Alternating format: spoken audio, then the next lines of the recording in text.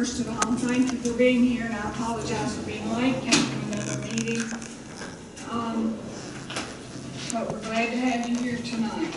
We have a lot of business to take care of on the agenda. Mr. Taylor's going to lead us in our invocation, but first, I would like for you to remember the Chambers, Becky Chambers family. Mayor Becky Chambers from Hamilton passed away on Saturday, and she's going to be sorely missed in Hamilton and in the county. So, Mr. Taylor. Thank you. Please bow your heads and join me in the Commissioner's prayer. Dear Heavenly Father, we thank you for this day. We thank you for all of our blessings, in particular the blessings of your grace and your salvation. As we're going to the meeting tonight, we pray that you will bless this commission and help them to make the best decisions that they can for citizens of Harris County. We pray also and thank you for all of our county officials and our county workers that help all of us as citizens of this county. And we also thank you for all of those that provide us with protection and be it here or be it abroad, and also for providing emergency services for all of us.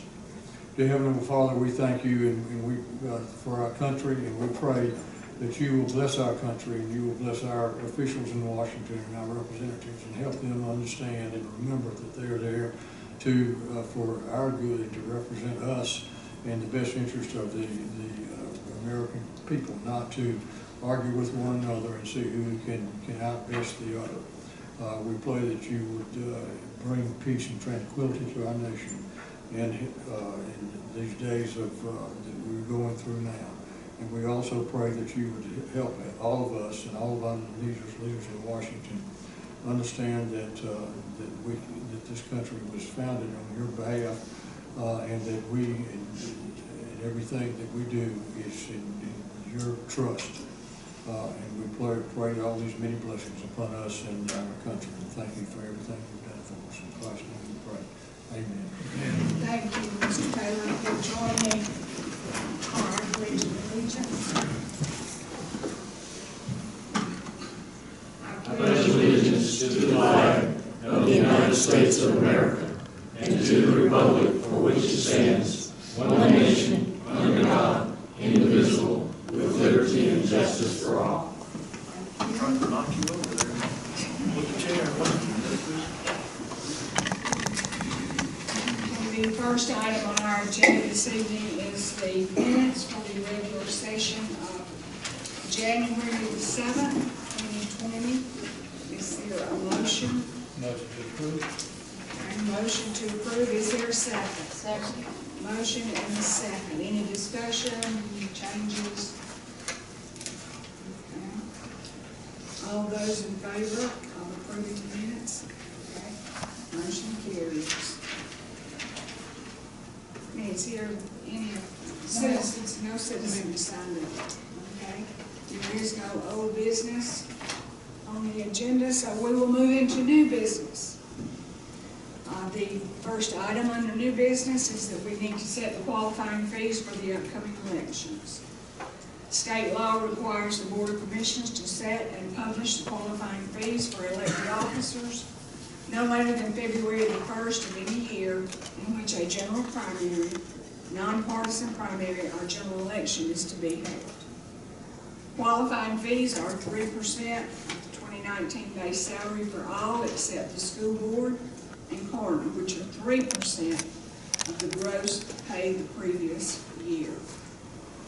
So I will go over the qualifying fees. The commissioners, districts 4 and 5, will be $315. Magistrate judge will be $1,591. Probate judge will be the same. The sheriff will be $1,943. Clerk of Superior Court will be $1,591. The tax commissioner is the same. Coroner is $360. And school board, districts 1, 3, 4, and 6 is $72. Is there a motion? Motion approved. All right, and I'll second. Any questions or any discussion? There's a motion and a second. All those in favor? Okay. It is approved. The next item on our agenda is the alcohol license transfer application of Mr. A.V. Patel. He applied for transfer for an alcohol license to his name and company, which is allowed under the alcohol ordinance. Section 6-62H of the alcohol ordinance authorizes the county clerk to approve or disapprove such a transfer without consideration or reading by the Board of Commissioners. For a transfer, the applicant must meet and comply with all requirements set out in the ordinance for an alcohol license. A background check was performed and the sheriff has recommended disapproval of the transfer. Section 6-59 of the alcohol ordinance stipulates the licensee shall not have been convicted or shall have taken or entered a plea of nolo contendere within 10 years immediately prior to filing of an application of any felony or any violation of the laws of the state or any other state.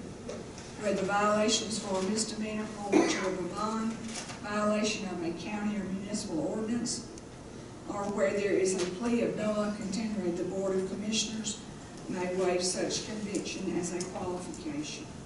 So the board must make the decision either to deny the application or waive qualification. Is there a motion?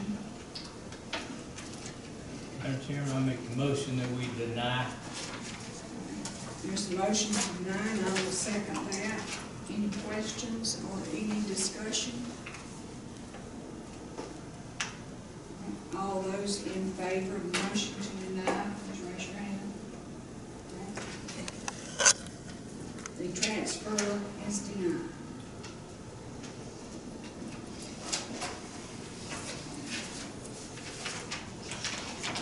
The next item on our agenda tonight is appointments and reappointments to be made to several different boards and commissions. Do you want to take these individually, or do you want to, how would y'all like to do this? Do we have someone for number 5 plan commission? I do not. I'm working on it. Okay, all right, and I'm usually sorry, I had to look at what number 5 was. usually I'll do each, we'll do each one, right? Yeah. Okay, we can do the Construction Board of Adjustments and Appeals, and those that have been recommended, Chance Carlisle, Joey Teal, and Ray Underwood. Is there a motion? Motion to approve. Okay. Motion to approve, and I'll second. All those in favor? Okay, those are approved. The Development Authority is Charles Sweat and Gene Weldon. Is there a motion? Motion to approve. Okay. Motion to approve, and a second. Okay, all those in favor? Elections and Registration, John Adams and Pam Jackson. Is there a motion? Motion to approve. Motion to approve, and I'll second that. All those in favor? It is approved. The Library Board, Bob Patterson, Jim Trott, and Charlotte Zerner. I'll move that we go with those nominations. Okay, there's a motion and a second. All those in favor? Those are approved. I'd like to hold off And then on number that. 5. On number 5, because I'm still in the process of working on that, talking to some people about that. Okay, that is to replace Chad Kinley. Yeah. Public Improvements Authority is Craig Greenhall. Is there a motion? Motion. Motion. Is there a second?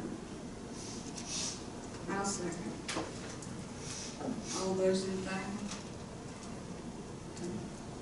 Approved. The Recreation Board, Steve Felt from the Hamilton youth sports. Yes. I move that all four, if you'll notice where Gyro Gay was, Pine Mountain Youth Sports is, wanting to appoint Brandon Fletcher in that spot, because that spot is a youth sports organization spot. But I move that we accept all four of those for the recreation board. Okay, and that includes Linda. And it includes Brandon Fletcher to take a Gyro Gay spot. Okay. Is there a second? Second. Okay, motion and second. All those in favor? Okay. The water bill assistance committee is Roger Smith. Is there a motion? Motion to approve. Motion to approve, is there a second? Second. Motion and second, all those in favor? And the zoning adjustments. That is Michael Downs. I see. Motion and a second. All those in favor? Okay. And I did fail to say that all of these recommendations have been contacted and they've all agreed to serve. I hope to have someone for the planning commission at the next meeting. And you'll bring us a resume, like you could do. Yes, ma'am.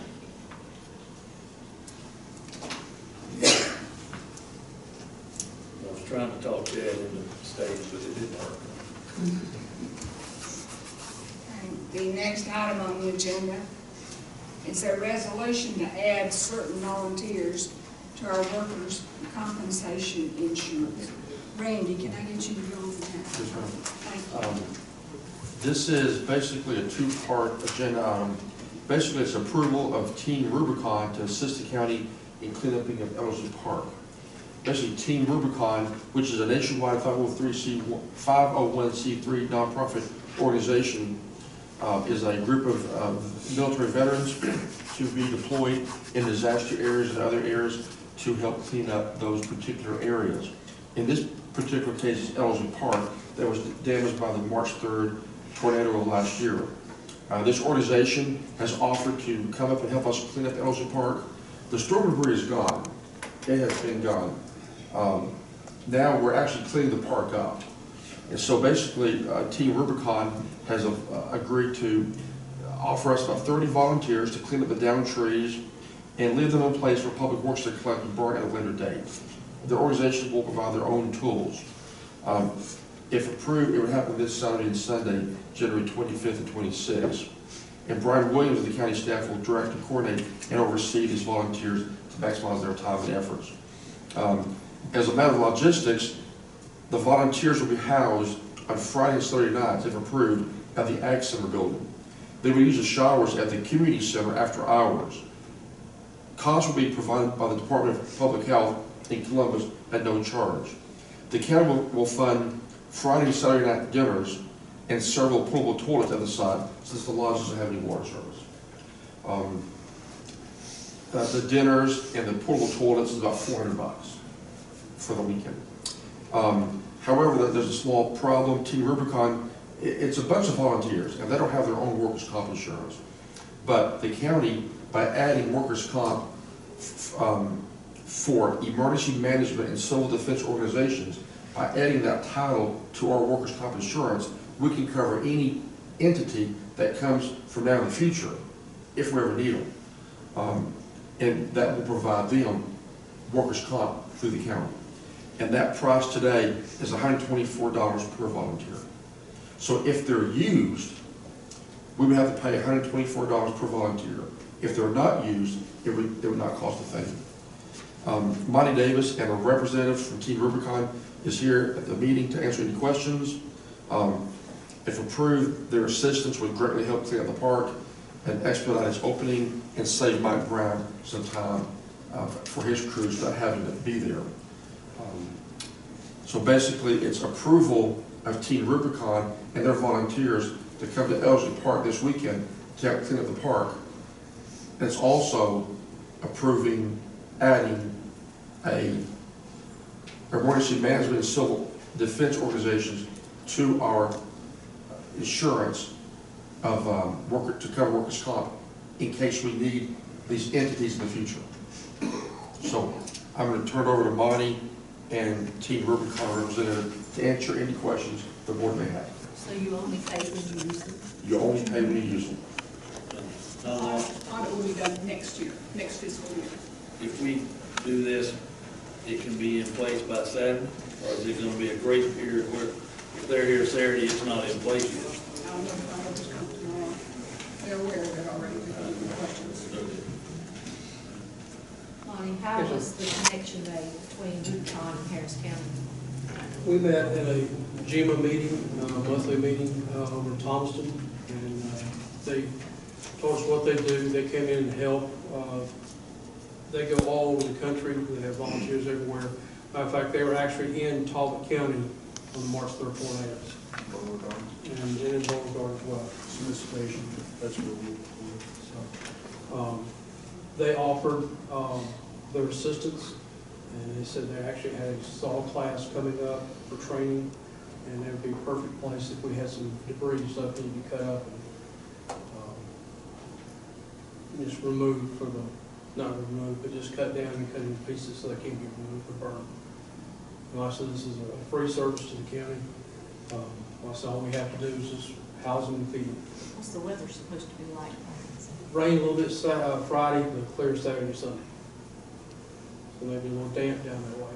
And this is the only weekend that we would, Yes. That's what we had scheduled where we could get enough volunteers. But, you know, we've never had, everybody that deploys has their own health insurance, that's with deployment. We've never run into the workers' comp aspect of it before. So I think you can save the money personally. Are all the volunteers veterans? About 70% of Team Rubicon veterans, and we have first responders and what we call kick-ass security. Well, I appreciate every one of them. And the service, all of those groups do. We're used to disaster ground type work. Like I said, everybody's insured. Shouldn't be a problem. and there's no removal by you of the debris. No removal. There's a lot of leaners, there's a lot of trees that are already down in the park itself, that they will cut up into smaller pieces that be manhandled and then moved and burned or hauled off at a later date. It's just, they're gonna bring in 30 volunteers, working 8 hours a day, Saturday and Sunday. That's a lot of man hours that will save Mr. Brown and his crew from having to get in there. We'll try for more than 8 Not to mention get this working relationship in order, because we're gonna need them. It's not if. My thought on that is this is something that we can carry forward. Yes, sir. Okay, any other questions? And we didn't get your name, I'm sorry. My name is James Woodham. Thank you. Well, I move we approve this resolution to add these volunteers. Okay, there is a motion to approve. I'll second it. Are you including the insurance? Yes, to the county workers' compensation insurance and allow them to use the community center and the shower and everything stated. I'll second Motion and second, any other discussion?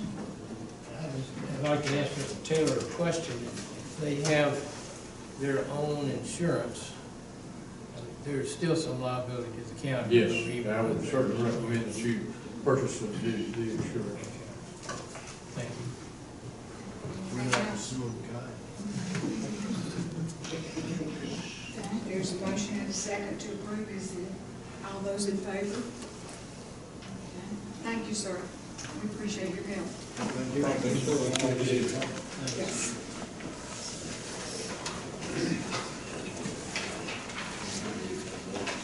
Okay, the next item on our agenda is our audit presentation by our Robinson Grimes representative and our CFO. Please.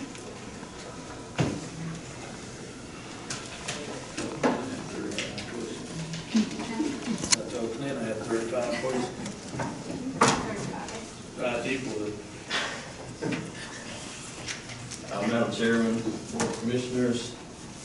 I can honestly say that this is the undoubtedly the most positive report we've had since I've been here. So, I have to agree with you. Looks good. you know, the overall impression is the general fund, we've set it up very, very nicely moving forward for the future. And it looks like, you know, we can start moving away from taking money from solid waste and waterworks like we've been, and those fund balances can start to grow. But I want to go through a couple of things in here, just take a few minutes to walk through some of the high points that I feel are important to look at. So if you will, open up to page 5.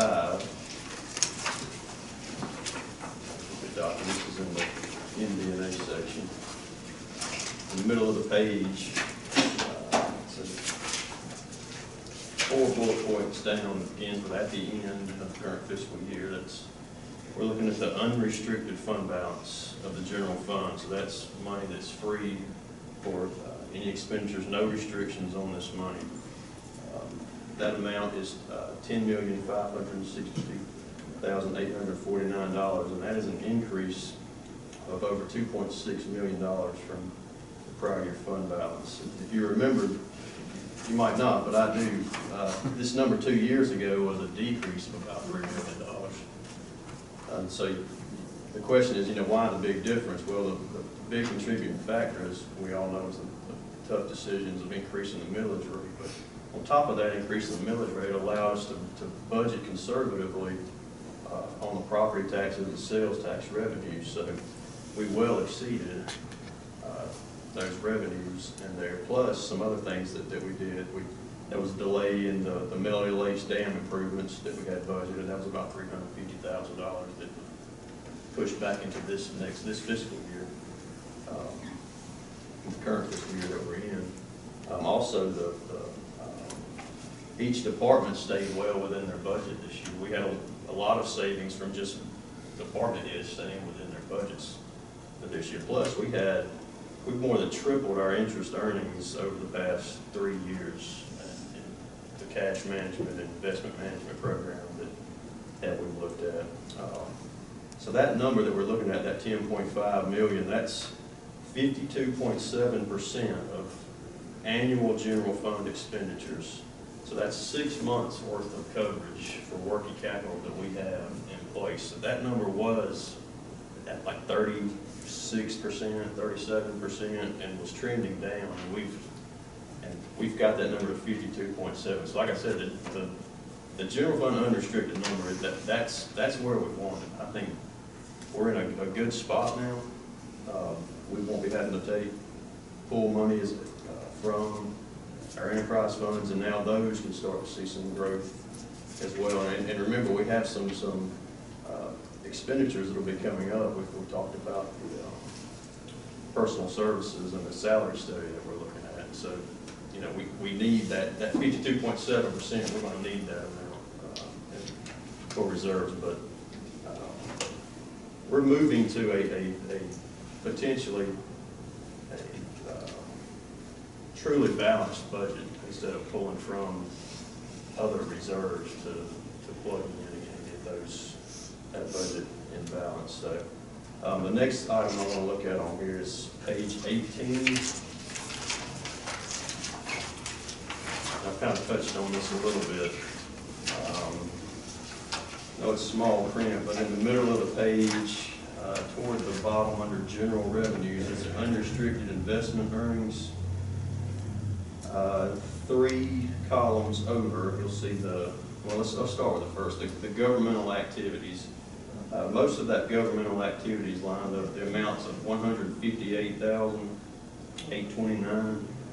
That's mostly general fund investment earnings, along with some SPLOS, T-SPLOS. Also, we have $120,000 under business type activities. That's mostly solid waste, but the $279,793 were investment earnings for fiscal year 19. That number in fiscal year 18 was right at $100,000. In fiscal year 17, that number was about $40,000. So we more than doubled it from 17 to 18, and then again, more than doubled it from 18 to 19. So those numbers are going in a very positive direction also. You will flip to page 24.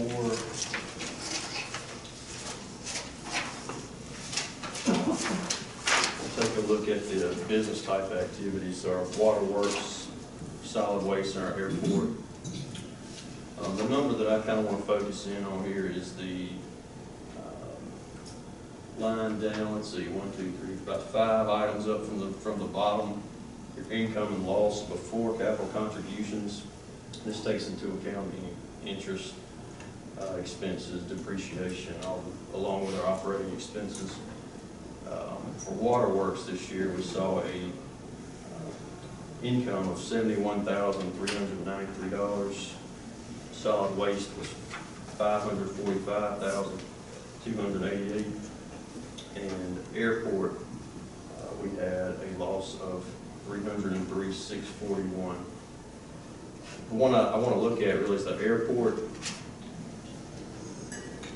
If we take out depreciation in there, it's really a break-even operation at this point.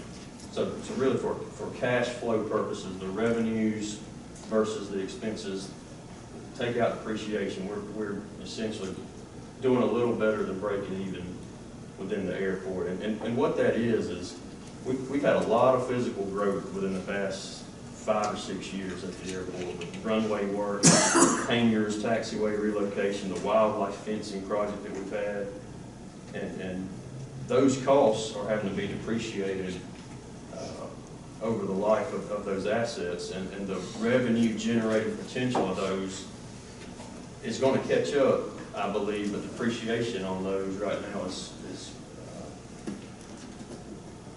causing that loss, that number that you see on there. But again, moving forward, some of these amounts have transfers that were used, especially waterworks and solid waste have transfers from their reserves to help cover and balance the general fund budget in this fiscal year. Moving forward, we're not going to have to do that nearly to those levels. I mean, I would say from the way that we're looking, I mean, we have to take very little, if any, from either one in the coming fiscal year. So that's another positive news. Let's a couple more things. Page 65. And you guys feel free to stop. I should have said beforehand if any of this is not making sense or you have any questions. Page 65, the top of this sheet, under assets, we have investments.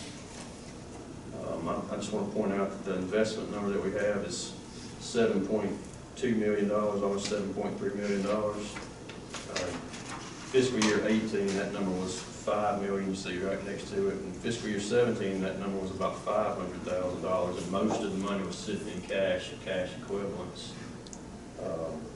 And so that has lent the ability to earn some of these high interest earnings that we've had.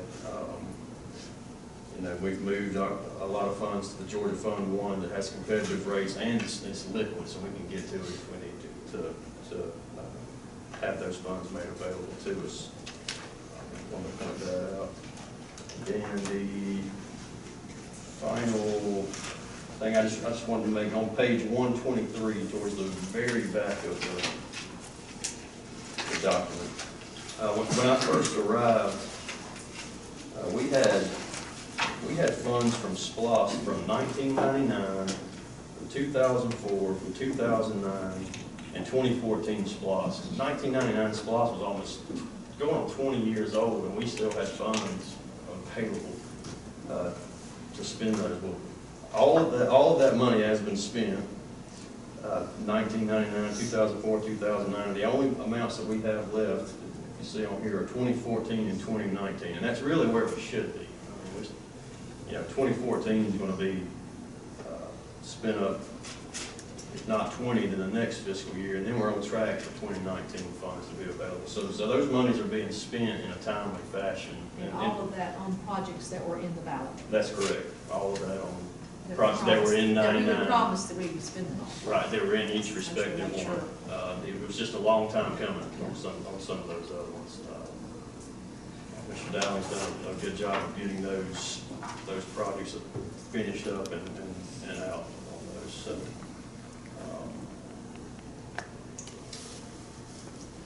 that's all I have the high points that I want to share with you guys. Stephen has a few comments, I think he'd like to make. Yeah, I'm Stephen Warnick with Robinson Company, and I have with me here Tidings, who assisted in overseeing our staff during the audit process. And as it relates to the audit, we have a clean opinion on it. The financial statements presented fairly in accordance with generally accepted accounting principles, which is what you want. So you have a couple reports, and our report on internal control and compliance. There were no compliance findings that were required to report, and the only finding that we have related to internal control is due to the limited size of the accounting staff, and it's a limited segregation of duties. And so our recommendation to that is just to be cognizant of that and to make sure and provide adequate review and oversight of the financial information at Esmond. So all good news there. We've also provided a letter for our written communication to governance that discusses our responsibilities during the audit, any sensitive estimates or footnote disclosures that are included in the financial statements, as well as the fact that there were no disagreements with management, so we had no problems during the audit or anything like that. We've also provided some communication related to IT and the IT environment and the different county offices, and any recommendations that we would have for improvements. And this is things like password policies or server locations. No findings related to the audit as much as it's just, and it's not a required communication related to the audit as much as it is, these are our observations and we came out with their walkthroughs. I believe that's all that I have to report, so thank you. Thank you. Are there any questions for either one of these two gentlemen? I have one question just because I don't know. I don't have 35 to do. Okay. I don't know what page it's on, but it's at the very beginning. It's basically, it says that y'all, we audited all the financial statements except for the health department. Why is there, I mean, I don't know. Sure. What's the reason, or do they have their own, or how does that go? They actually have their own audit that's performed by another auditor, and rather than us re-performing the audit on that, when we take their audit, we take a look at it as it relates to these financial statements. But we do respect the opinion that they have on that. I was just curious why that was the one thing. Any other questions or comments? And as much reading as it is, it was a pleasure to read it this year. It was a real pleasure. So I will make the motion that we accept this audit. Is there a second? Second. All right, there's a motion and a second. All those in favor? Motion carries. Thank you. Thank you for your work. Thank you.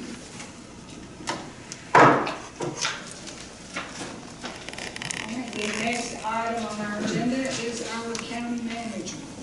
Madam Chairman, Board of Commissioners, the next item is a bid award for a replacement card reader system at the Public Works Department and a new fuel management system at Waterworks, which includes budget amendment number 7. For some time, the card reader at the Public Works diesel tank has not worked about a year, so we've been on our system. The system's so old, it just needs a new card reader system. At Waterworks, they have both a gas and a gas and a diesel fuel tank, not water tank. They have a water tank too, but a gas diesel tank, and it never has a fuel management system. It's always been on the auto system. So basically, while we're getting a new card reader at Public Works, why not throw in a new fuel management system at Waterworks? So an RFQ was prepared to install these two devices at both locations. When the bids came in, well, it was RFQ, so we selected several companies to come in and give us a presentation. Only one did so, The other one that we selected did not choose to attend and give a presentation.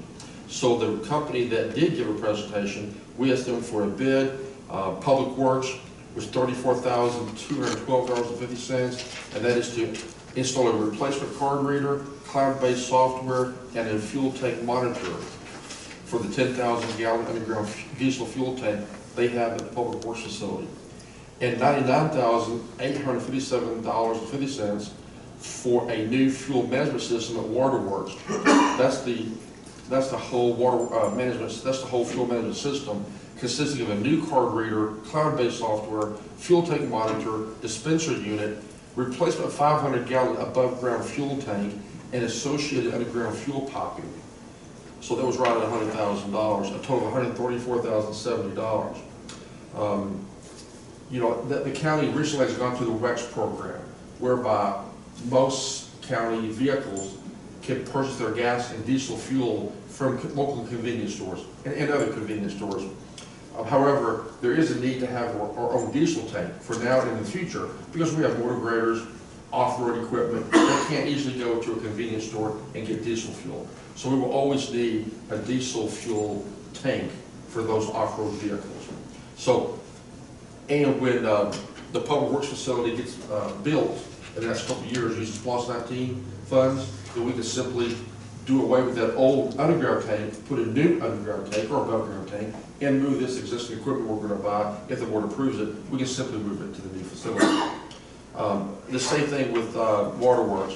They have a small gas, a small diesel tank above ground.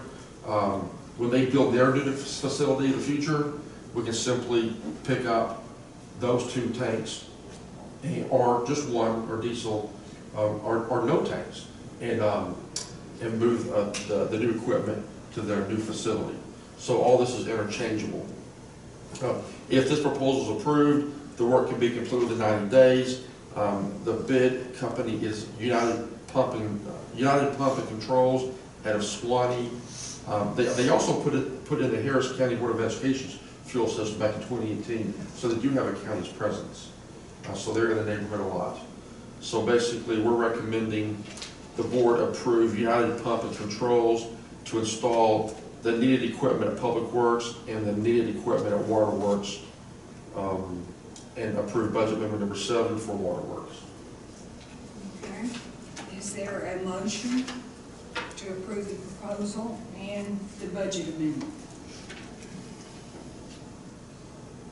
I make a motion to approve both the proposal for Public Works and Waterworks and the budget amendment number 7.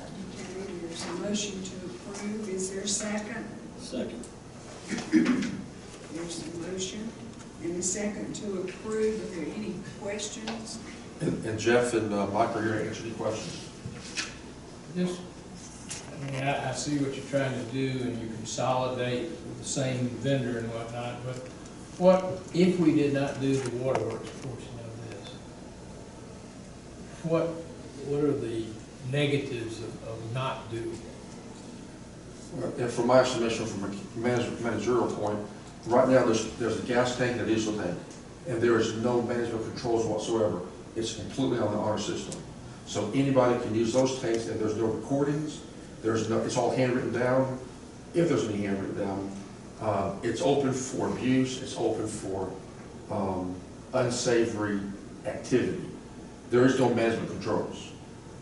So that was a way to have managerial control, to record what's being used, by whom, when. I think it's good business practice. How many employees are we talking about that use that? We've got about 20 vehicles. In the early days, you know, we didn't have 2 or 3, and we are at a point now where we've never had any reason to think there was any abuse, but we do have 20 vehicles now, so. And it's unattended, so anybody can go those days at any time. Well, during working hours, having a way. Each of those employees have access to the gate after hours also. Yes. Do we still need the gas tank since we're doing the waste car system at any Yeah, because our tank's is an above the ground tank in a container, and it sits right beside the diesel. We got one dispenser. I mean, I would say yeah. I mean, but, you know, How much would you save if you can do the gas? If you got rid of that gas tank? Do we know? You would still need the dispenser. Well, you still need the diesel, I know that. Right. So you would still probably, I mean, you would still need. So basically, you wouldn't save a whole lot of money. No, because you still need the we got to infrastructure. dig one ditch or set side to side. We're gonna do the underground work, do the digging to keep that off of it. And, the public works, the $36,000 is budgeted for that. That's right. So the waterworks amount of $99,857 will come from the waterworks enterprise fund. And there's not really a service station convenient to you. Well, I mean, it's just, it's the cost of doing business. I mean, we've got a tank that's not a problem, where the county's tank is buried tank. You got environmental issues and stuff. We already did away with our underground tank 25 years ago and got above the ground in containers, so I don't think we need to do away with it.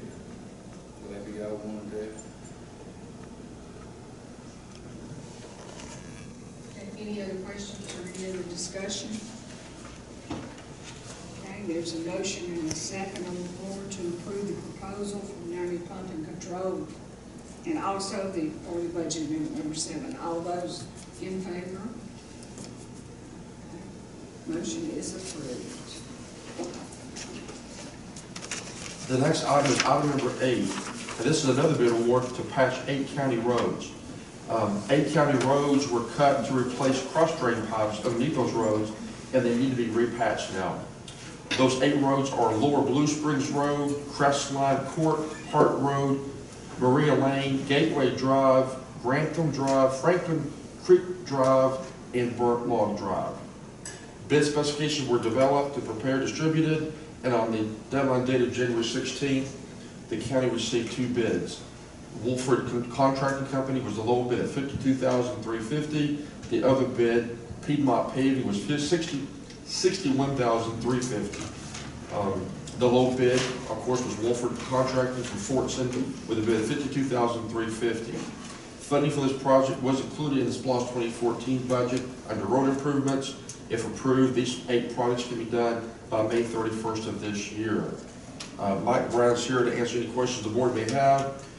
We are getting a lot of complaints about these roads being, these are paved roads, but they have a big segment of it not paved, it's dirt, or gravel. And Mike has, the public works director, has spent a lot of time going through these 8 roads, cleaning them up, packing new dirt and gravel in there on a frequent basis. So this would solve that problem, and he can do other things. Okay, thank you. Is there a motion? Motion to approve. Motion to approve, and I'll second. Any questions or is there any discussion? Hey, I've got a question, Mr. Brown. You and I had a conversation about West Bon Acre.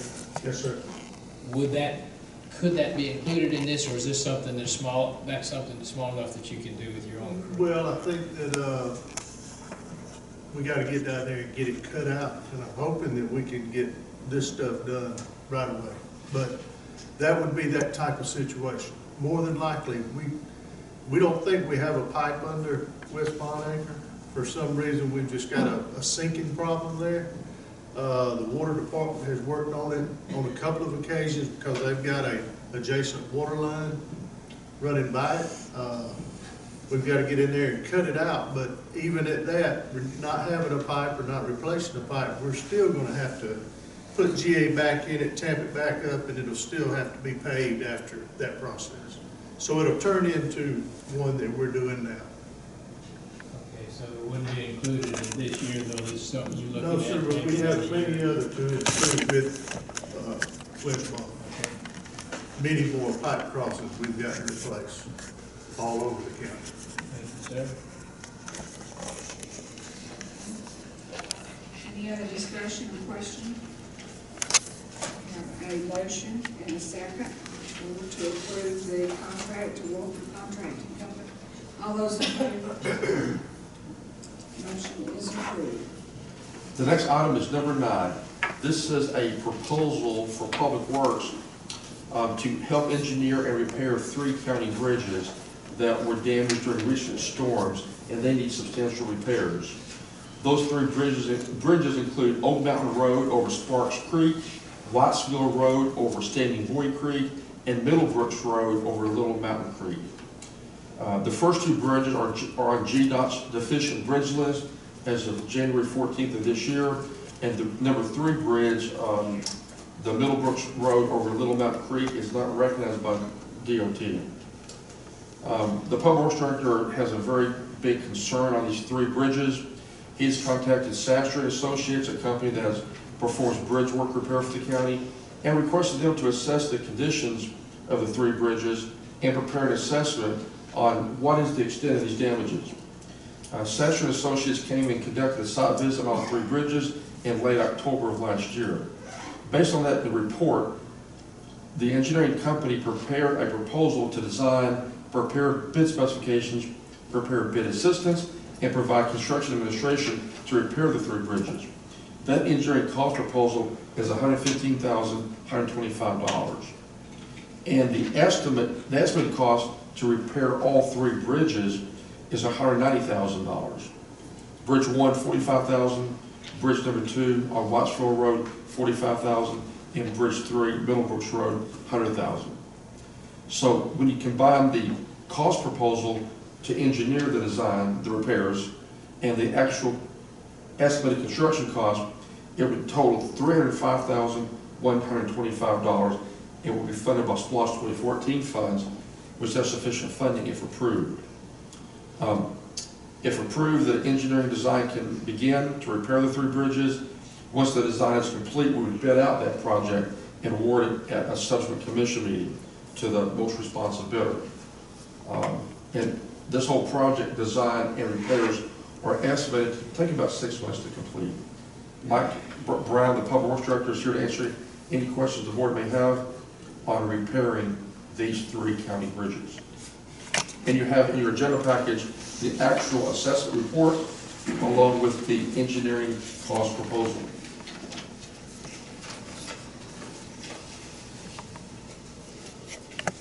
Okay, thank you. Is there a motion? Motion to approve. Motion to approve, is there a second? I'll second. There's a motion and a second. Any questions or any discussion? I have a question.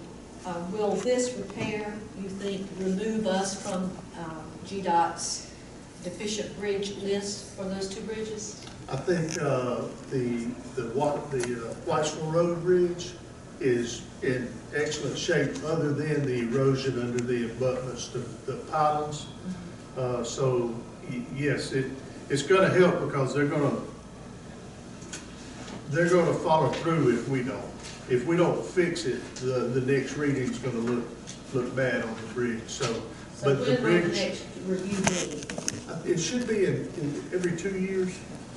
It's every 2 years, but we got a report this month. That's right. And this was on the deficient bridge list, and it mentioned the things that we're trying to repair. And why does GDOT not recognize the bridge over Little Mountain Creek? It's under 20 foot, and they don't recognize under 20-foot span. That's our responsibility. Ma'am? That's our responsibility, right? Yes, ma'am. Do you remember, Mike, when the last time there was repair work done on the bridge on Whitesville? Has it been 20 years? Repair work on the bridge? Yeah, they came in and they redid those bridges, right? Yes, ma'am. I want to say that was in '07. Okay. So that bridge on Whitesville is, I think we only have one bridge down, the other are box culverts instead of bridges, but I think it was '07. I want to say '07, not '02, but it's been in the recent years. Okay, all right, thank you. repairing these bridges, how much is it gonna affect any of the traffic that's going across them during? Well, Meadowbrook at this time is closed because the abutment it's a single span, like I say, it's only 20 foot, or I think a little less. Single span, one half of it, so we've got a concrete slab nearly in the air on one side. I had to close that one down. Whitesville Road, with the erosion that has come from around the pylons and eroded away and moved type 1 riprap, which is huge riprap stone. So we've had some heavy waters come through.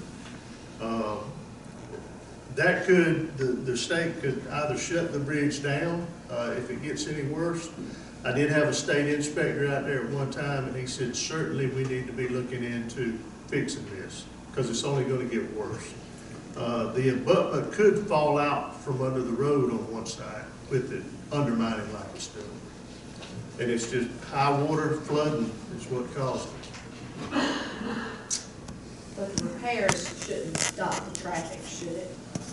The repairs? The repair work that needs to be done No, ma'am. shouldn't close the bridge. No, ma'am. Well, I hope that wasn't the question. I think it was. Well, you answered part of, that was the next question, so you were answering kind of what I was asking anyway. But, yeah, the repairs aren't gonna shut the bridge down, we'd still be able to, I mean, they'll shut it down while you're working on it, but it's not gonna be a lengthy process. Right. I think 2 out of the 3 will be able to be repaired with minimum, maybe 1 lane at certain times. And of course, the 3rd one's out right now until it's rebuilt or shut down permanently.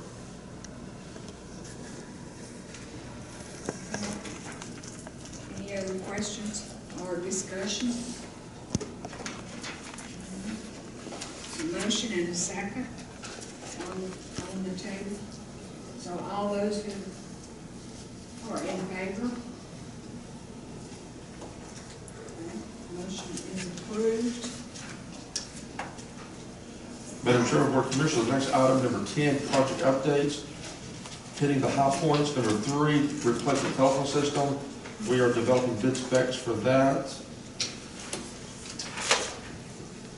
Number 10, the fuel card readers were approved tonight. So we'll get those, that project moving. The 2020 LMIG resurfacing projects, resurfacing Hart Road, Watkins Road, and a portion of Hamilton Pleasant Grove Road. That project is on bid. The bids are due February the 6th. Board consideration on February the 18th. And completion, I'll talk slow. No. Okay. You're right. And project completion by June 30th of this year. Number 20, replacement scoreboards that was discussed and approved tonight. We'll get that project also moving. Number 21, Ellerslie Park Lodge repairs. The final inspection will be tomorrow so we can get final inspection on that and pay that final bill to repair Ellerslie Park Lodge. The storm debris, 94% has been disposed of and transported off-site. Still got about 6% more to go. So we've cleaned up the storm debris, and that is gone. And now we're actually cleaning the park out. Number 23, soccer complex parking. Due to inclement weather and public works being really busy, that project has been delayed a little bit. Will it be done before they start their spring soccer season, or do we know? Are they gonna be pushing it? That's up to Mike. That's gonna be tough. My main concern right now is I've got 8 major cross drains that are, I need to swap them out. Right. And the soccer field, I don't know exactly what all would be involved there, as far as what type work. I know putting down GAB. We could, you say before March, what date? It's spring, I think, yeah. It's probably gonna be pushing it, especially with the way the weather we had. We'll certainly work toward it. Well, that's all we can ask for. Number 26, Roads and Trails, again, phase 1 was completed. We're closing out the T grant. Phase 2 and 3 are under construction, and they should be finished in the next 2 or 3 weeks. And we should know next month if we are getting grant funding for phase 4. Number 27, an RFP to obtain an airport consultant. That RFP is being advertised, and the submittal deadline is February the 7th. Number 38, Mulberry Grove water line upgrade on State Route 315.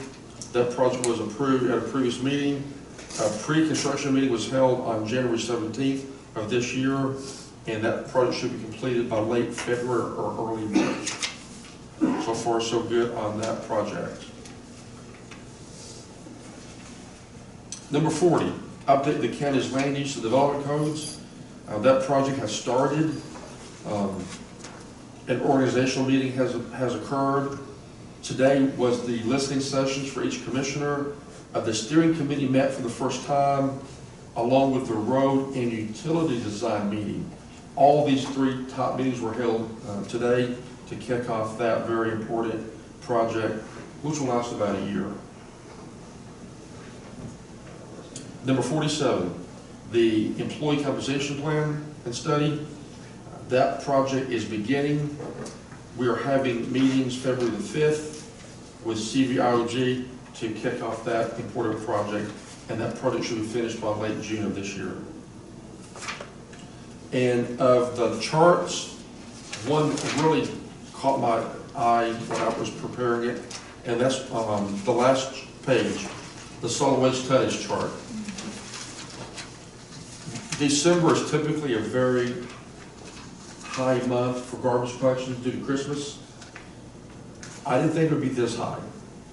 In that month of December, last month, we collected and transported right at 1,700 tons.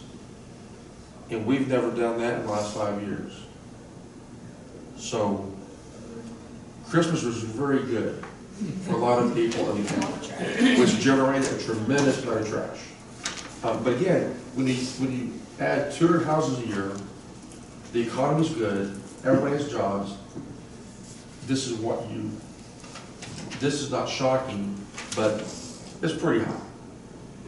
I don't think it'll sustain itself, but you never know. So be happy to answer any questions the board may have. Why are we coming on number 41, the Melody Lakes Dam? The consultants are preparing the construction plans to submit to EPD, and they have to be submitted by March the 5th, and they will be submitted to EPD prior to March 5th. And then once they're submitted, we wait some more for them to be, for the construction plans to be approved, and then once they're approved, we'll bid them out. Any idea how long it might take to get them approved? Any while I didn't know. Wouldn't even want to venture a guess. Yeah, okay. It's like, when's the bridge gonna close? Yeah, it's the same day the bridge will close. Yeah, okay. Lost collections was good. All of the SPLOST, T-SPLOST collections are healthy.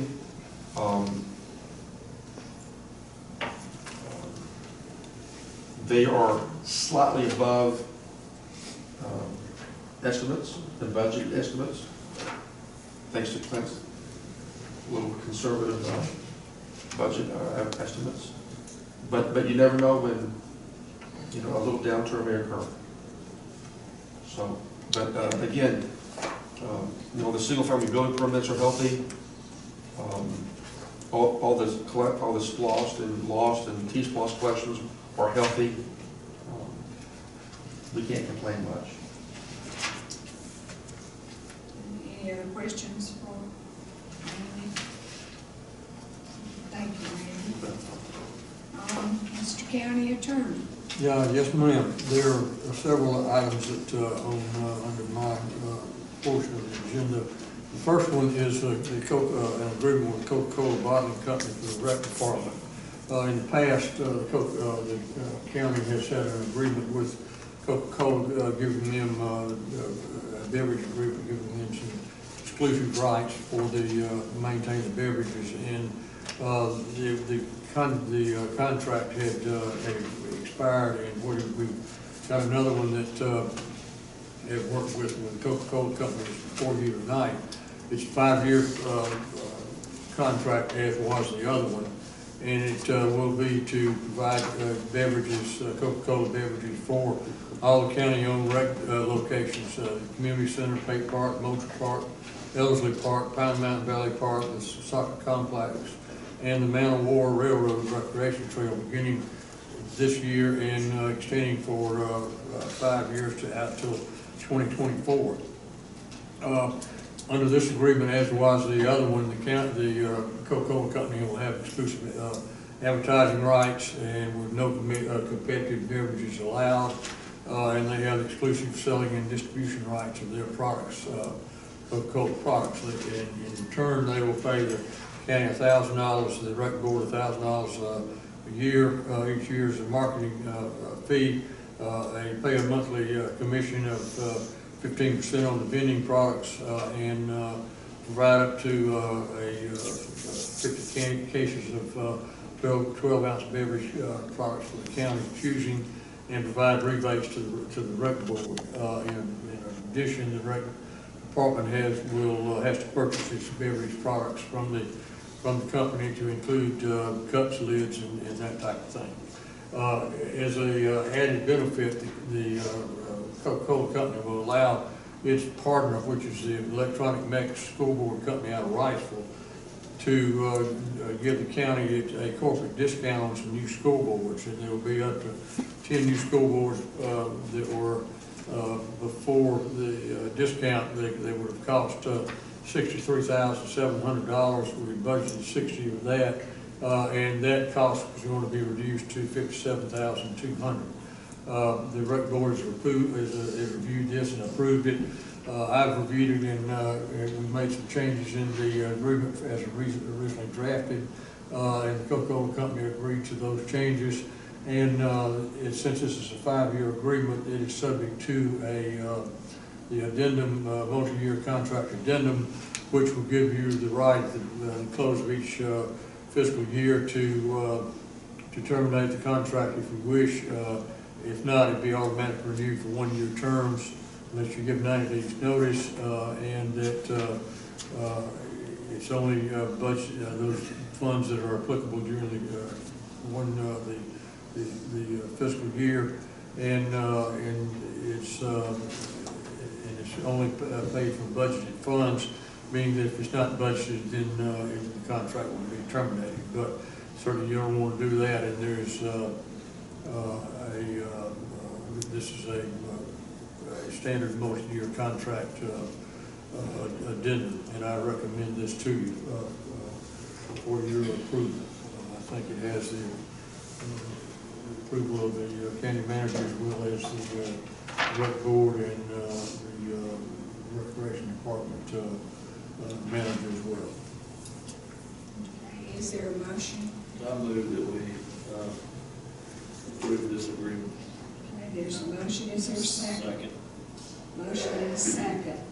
Any questions? Yeah, I have one question. I know when we had the first school boards put in at the community center, we got companies to donate, or either gave money or donated to have their name put on those school boards. Is that still covered in this agreement? They have the right to do that? It's not a beverage company. Coke will be putting an advertisement on the school board as part of the agreement, but also there's another portion of the board that will be allowed for us to be able to go sell sponsorships and ads for that part ourselves, and that's something that I'm going to be working with the county attorney on to get an agreement to go out and talk to different companies. And I don't remember what the terms of the agreement were, but I know Dayhan was one. Dayhan, the first people were the ones for the community center. Yeah, I don't remember exactly what it was, but yeah, I think they ought to be looked at anyway. Give it a shot at it. Okay. I have a question. Why are we including the recreation trail? Please tell me we're not gonna put coat machines on the rec.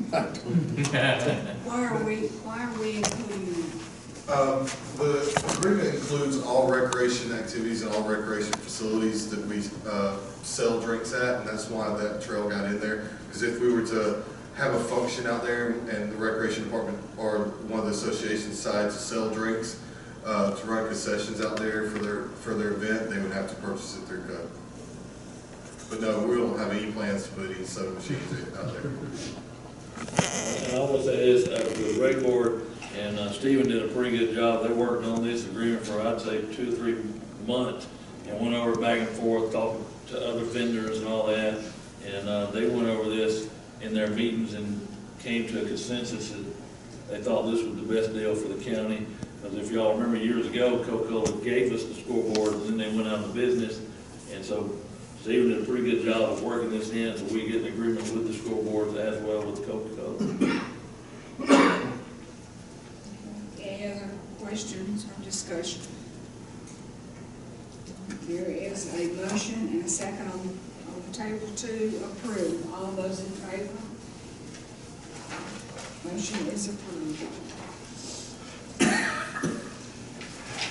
Madam Chairman, the next item on the agenda is a GEMA and Homeland Security, as part of a grant application. I am going to defer somewhat to Monty to do with this, but Harris County has been receiving the funding from GEMA for use in training and education for over 20 years, and the process that GEMA has used has changed and requires an MOU as a part of the process. And that MOU is attached to the, is in your agenda, and it's between the Georgia Emergency Management and Harris County, and provides for the application for grants. And I'm going to let Monty explain exactly how this process will work with this grant money coming through. This, like I said, we've been receiving the money from the state every year. It's a stipend that we get we can use for training and education. This is just a new process that the state has come up with. Every emergency management agency in the county in the state has had to sign an MOU just to have on file to be able to receive this money. It's just another step or hoop to jump through to get this money. How much money is it? I think it's $8,600, something like that. But we use that to buy coloring books and stuff for the kids at the elementary level. We buy weather radios with it. We use it for training, meals and so forth. Well, so it's just a new step they want us to jump through. So do you check the box requirement? Yes, ma'am.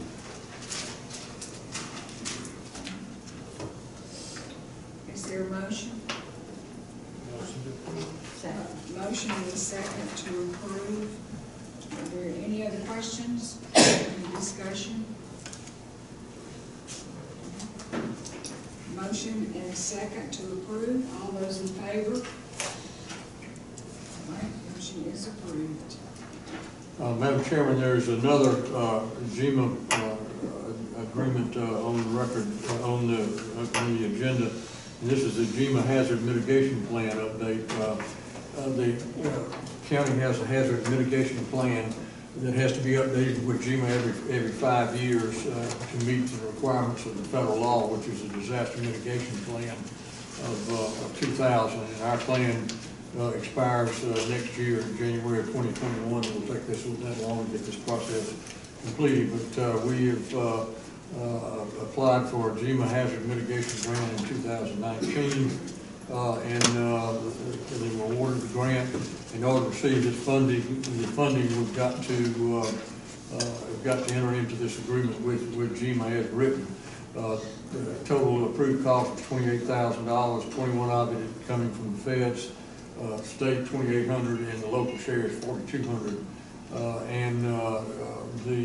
This document is a document that is required to be by the feds to to do it, to be able to get this money, but these funds are, as in paragraph 2 says, that the funds are awarded to Harris County on 75% of the federal share cost and 10% of the state cost, and the county is required to pick up the other 15% of the cost. So this is there are a number of federal statutes that we have to comply with, but this is something that has to be done in order to be able to get the hazard mitigation plans funds.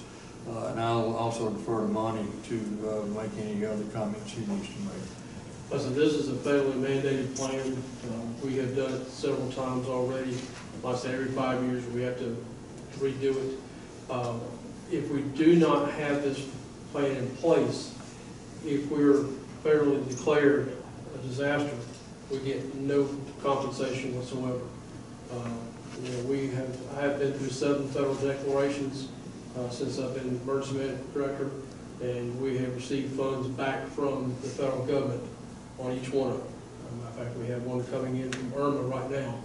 There's over $70,000 that's coming back to the county. And if we do not have this plan in place, we are not eligible for any of those funds. Is there a motion? Motion and a second to approve. Any questions? Any discussion?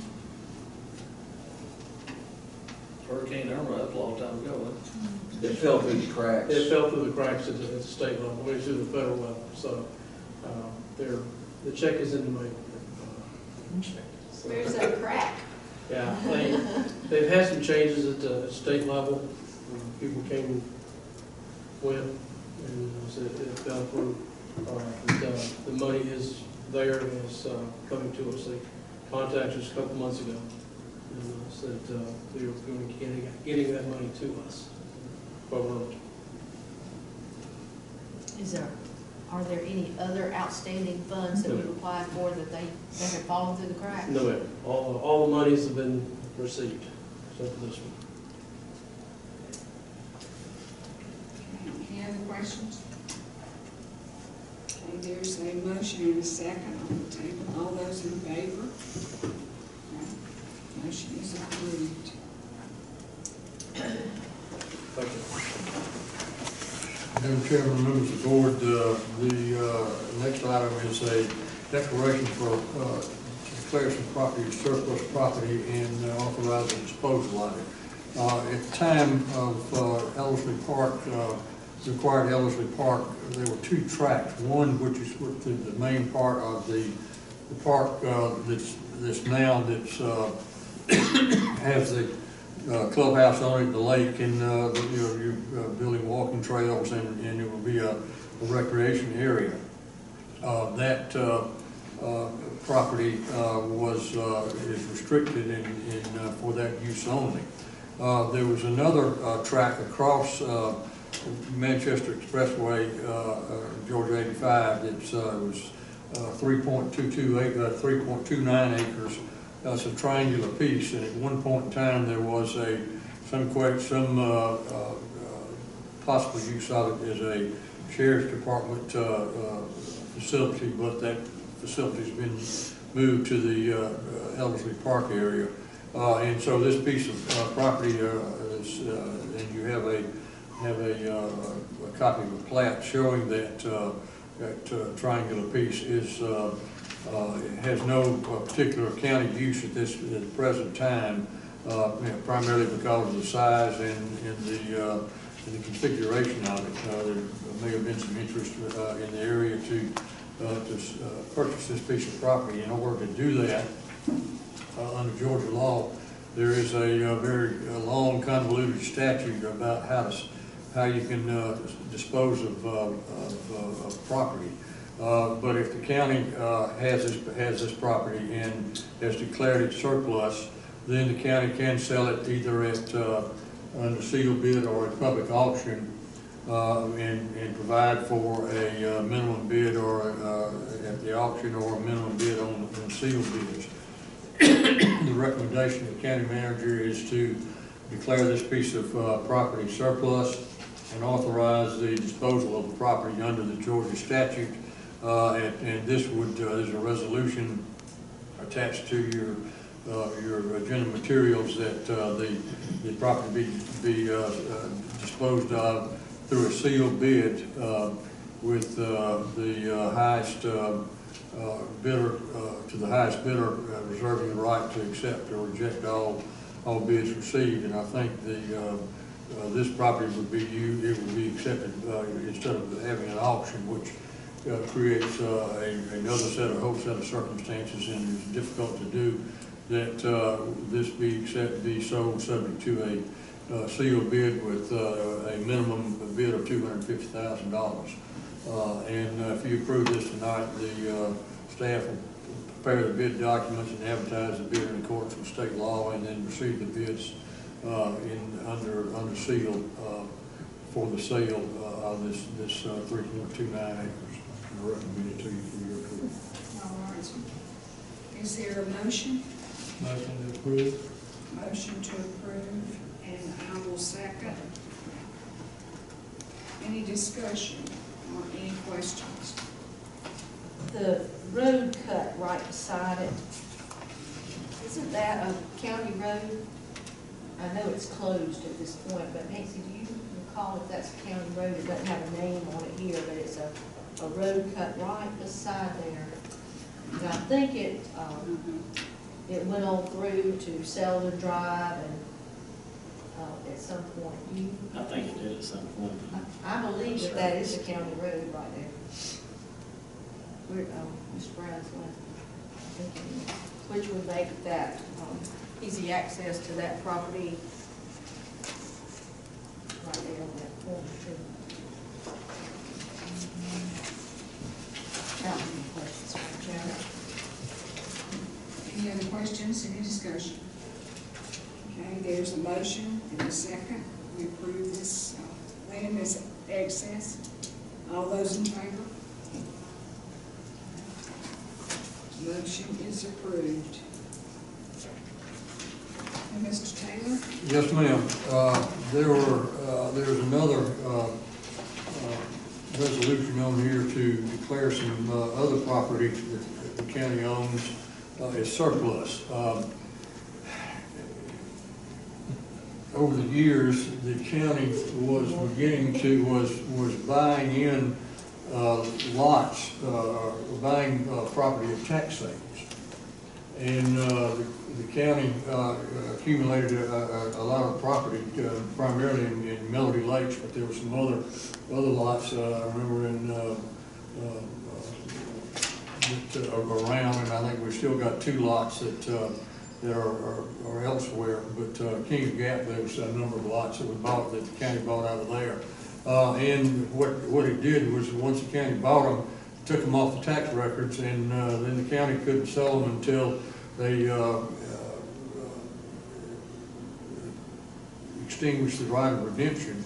And so back, and I guess it was 2006, 4, somewhere in there, after going through a whole lot of work trying to terminate the right of redemption of all these lots, we put the lots up for a written bids and tried to sell them. Some of the lots were sold, and people just bought them because they owned the houses. It was next door to the house that they lived in. But there were 22 lots in Melody Lakes that didn't sell, and or they actually sold. Some of them sold, but the purchaser went to the bank to borrow money and pay for the lots, and the bank would not lend money on a tax deed, because you have to file an action of quiet title in order to extinguish all the property owners' rights. So as a result, the county's still holding on to some 22 lots in Melody Lakes, and then 2 other lots that are also in that same category. When this was first started coming up, and we started working on this, I started working on this back in 2006. It was actually, I think, 2004. It took us about 2 years to get all this stuff lined up.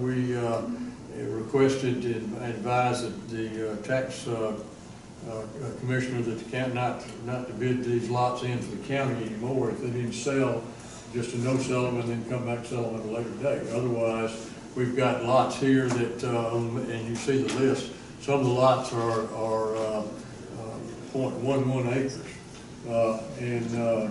We're going to, I think what we want to try to do now is to do the same thing we did back in 2006, is declare these lots that you see here, these 24 lots as surplus property. And then you adopt this resolution to authorize the sale of this property through sealed bids to the highest bidder, reserving the right to accept it and to reject any and all bids. And like I said, these lots are all the Melody Lakes and subdivision, and we may get some bids on them, some of them we may not. But we've got to try to sell them again, and we'll have to advertise them in the paper. I've got to go back and pull my file out, which is about yay high, to make sure that we've got all the rights for redemption foreclosed, which I think we did. And then we'll advertise them as being surplus lots and set them up for sale. I don't know about minimum bids. These things, if anybody bid anything on them, we'll let them go. But the last time we did it, we had a minimum bid of the taxes that were due on them when we took them in. Yeah. Which, don't know what they are. Yeah, no, we may, and we'll look at that again.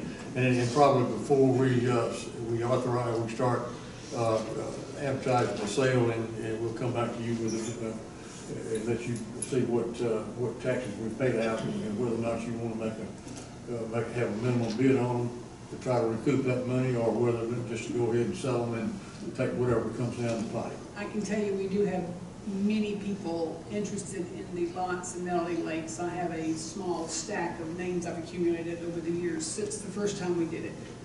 And I think we'll be able to pretty much sell them.